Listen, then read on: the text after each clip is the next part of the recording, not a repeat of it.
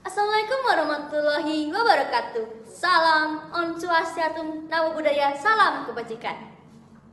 Hari ini saya berbicara tentang topik yang sangat penting dan seringkali terlupakan, yakni kesehatan mental mahasiswa yang sangat berkaitan erat dengan tujuan keberlanjutan atau SDGs. Khususnya tujuan ketiga, yaitu memastikan kehidupan yang sehat dan mendukung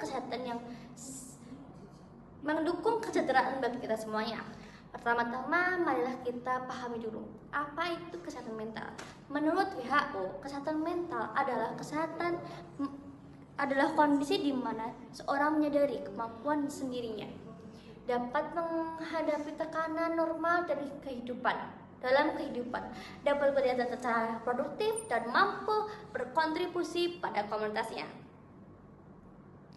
Kesehatan mental bukan hanya tentang penyakit mental, tetapi juga keseimbangan emosional, psikologis, dan sosial yang memungkinkan seorang berfungsi secara optimal. Mahasiswa sebagai kelompok usia produktif pada fase transisi yang penuh sekali tekanan. Mereka menghadapi berbagai tantangan, mulai dari tuntutan akademik, pergaulan, tekanan ekonomi, hingga ketidakpastian masa depan. Tekanan ini jika tidak dapat dikelola dengan baik dapat menimbulkan stres, kecemasan, depresi, dan bahkan gangguan mental yang lebih serius. Kenapa sih kesehatan mental mahasiswa sangat penting untuk diperhatikan pada konteks SDGs? Karena SDGs yang ketiga menargetkan kesehatan mental yang menyeluruh dan kesejahteraan yang optimal, mencakup pula kesehatan mental. Kesehatan mental yang buruk dapat menghambat potensi dan produktivitas mahasiswa, bahkan mempengaruhi kualitas pendidikan dan masa depan bangsa. Dari berbagai sumber data dari berbagai penelitian menunjukkan relevansi bahwa gangguan kesehatan mental di kalangan mahasiswa cukup tinggi, 30 hingga 40%. Mahasiswa mengalami kecemasan atau depresi ringan hingga sangat berat.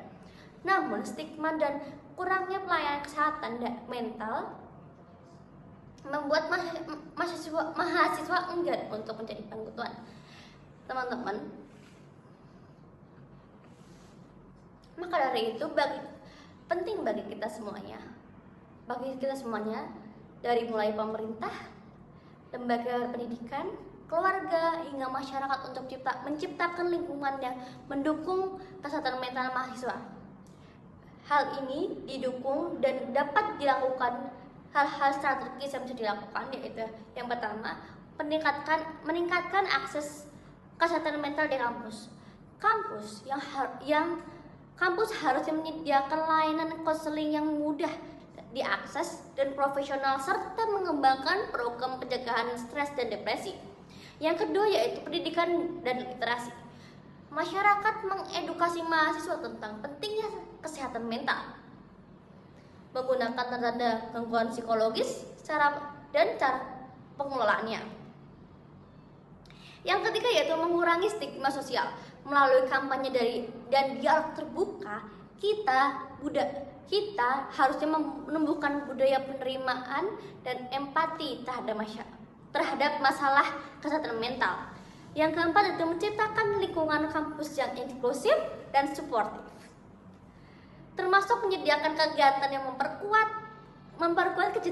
kesejahteraan emosional dan sosial mahasiswa seperti olahraga, seni, dan komunitas pendukung. Yang kelima yaitu melibatkan mahasiswa dalam pembuatan kebijakan kampus agar program kesehatan mental ini sesuai dengan kebutuhan dan perspektif mahasiswa. Penting juga mengingatkan bahwa kesehatan mental tidak berdiri sendiri, tapi saling terikat dengan aspek-aspek kesehatan fisik, sosial, dan ekonomi. Oleh karena itu, dukungan holistik dan multisektoral menjadi kunci keberhasilan. Sebagai penutup, marilah kita jaga dan ingat bahwa menjaga kesehatan mental bukan hanya untuk diri sendiri, tapi juga untuk semuanya.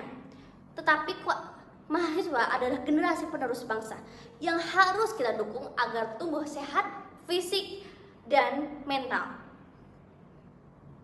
Mewujudkan masa depan yang cerah dan selaras dengan tujuan pembangunan SDGs. Semoga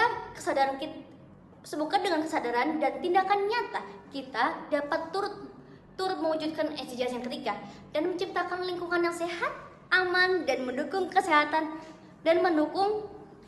mental mahasiswa di Indonesia.